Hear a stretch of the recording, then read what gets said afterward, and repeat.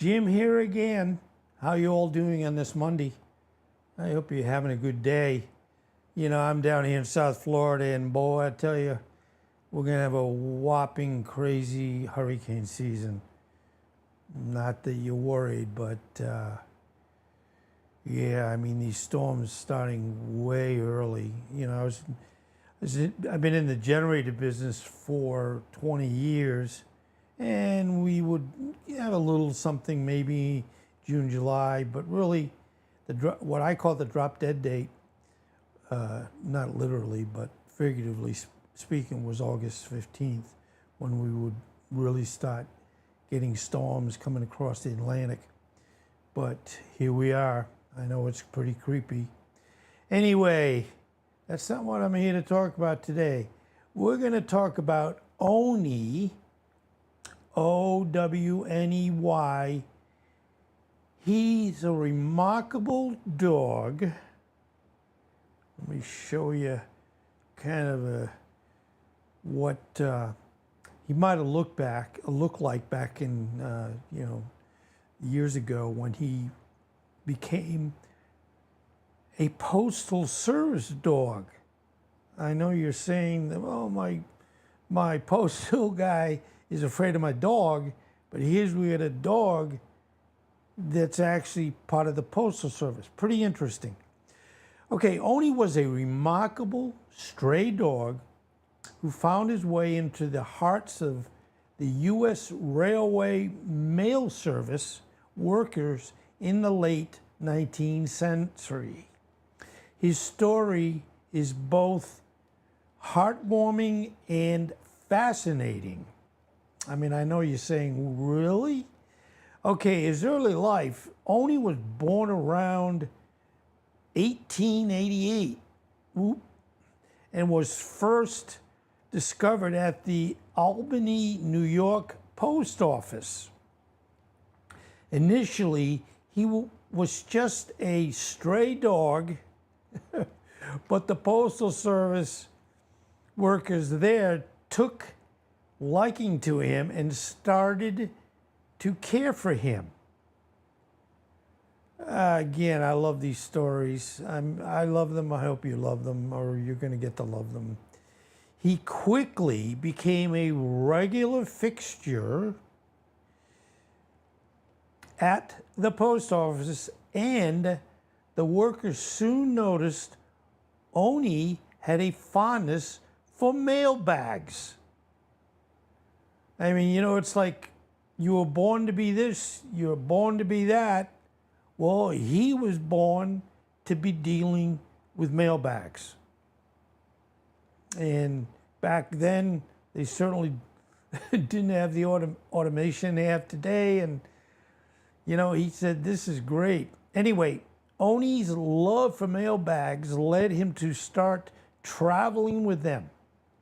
He would hop onto mail trains and journey across the country. Now, interestingly, I don't think a lot of dogs would feel comfortable jumping on trains. So, you know, when you say somebody was born for this, somebody was born for that, well, Owney had his, how would you say, the light in the tunnel. And he would say, yeah, I'm going right to that light and I'm going to be a postal worker. The postal worker saw this as a good omen, believing that his presence safeguarded the mail. And you know, I know you'd say, oh, come on. I think dogs can do just about anything. So I would feel better with having Owney on the job. As Owney traveled, he gained popularity and became an unofficial mascot for the Railway Mail Service. Okay, as Owney's travels continued, he began to accumulate tags and medals from various post offices he visited. So he'd go to a new post office, he'd say, I've got to have something that reminds me of this location and these people. So, wow. again, I'm getting excited, but I certainly don't do topics that are boring to me and hopefully to you. These tags served as records of his journeys and a testament to his widespread travels. By the time his travels ended, Owney had visited many states across the United States and even ventured to Canada and Mexico. I know the next question is, did he speak Spanish? He probably did. This guy is so smart. Probably did. The post office clerks made a special harness for him to carry all his tags and medals. You know, we all want to have a purpose, and he obviously had the most amazing purpose, and everybody loved him and thought he was the best thing from sliced bread. Okay, Owney's fame grew, and he became a beloved figure in the postal community. His story was widely covered in newspapers, and he was even featured in magazines. Sadly, and again, I know we always have to, when we tell the whole story, we have to give the end point. Sadly, Owney's traveling days came to an end in 1897, but his legacy lived on. Wow. He was preserved through taxidermy and is now on display at the Smithsonian National Postal Museum in Washington, D.C. If I ever get to Washington, D.C. again, I'm gonna go see Owney. Okay, his story highlights the bond between humans and animals and how a stray dog could become an enduring symbol of the U.S. Railway Mail Service, embodying the spirit of adventure and loyalty.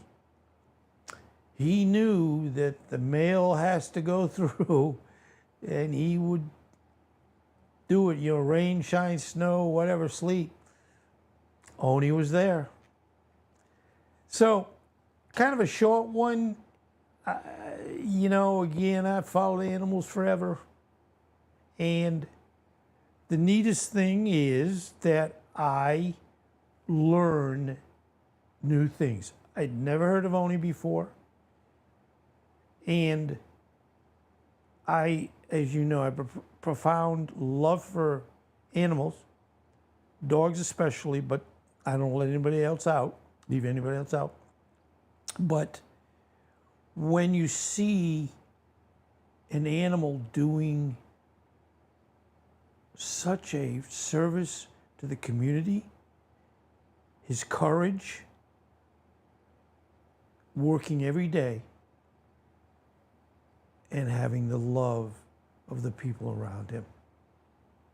That said, I want to thank you for being here.